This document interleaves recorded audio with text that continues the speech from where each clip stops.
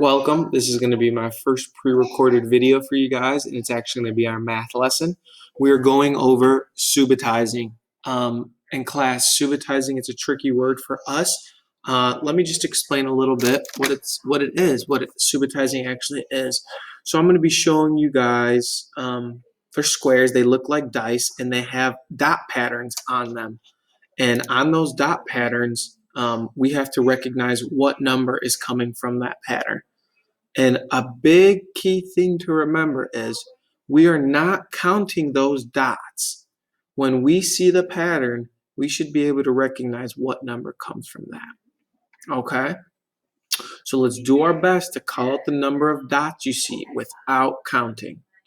Okay? And the goal is to be quick. So two things, remember, we're not counting dots. And we are trying to go as fast as possible. So let's do some practice ones. Ready? 4, right? Do we see how Mr. Escobedo, he did not go and count his dots. He saw and recognized the pattern, and he said the number. 6.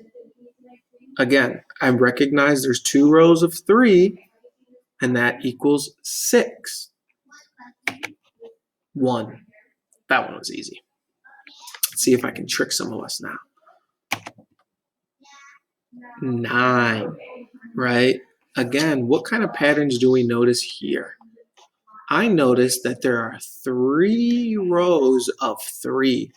There's rows, and then there is columns. Okay. 3.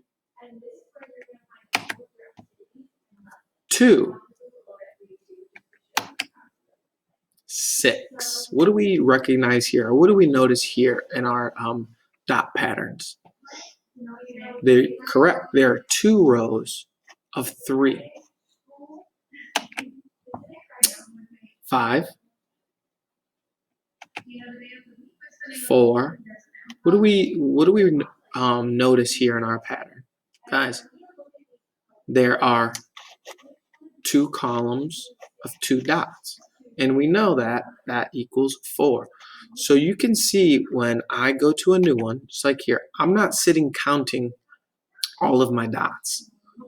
I'm recognizing a pattern and how many dots there are, and I can say the number, right?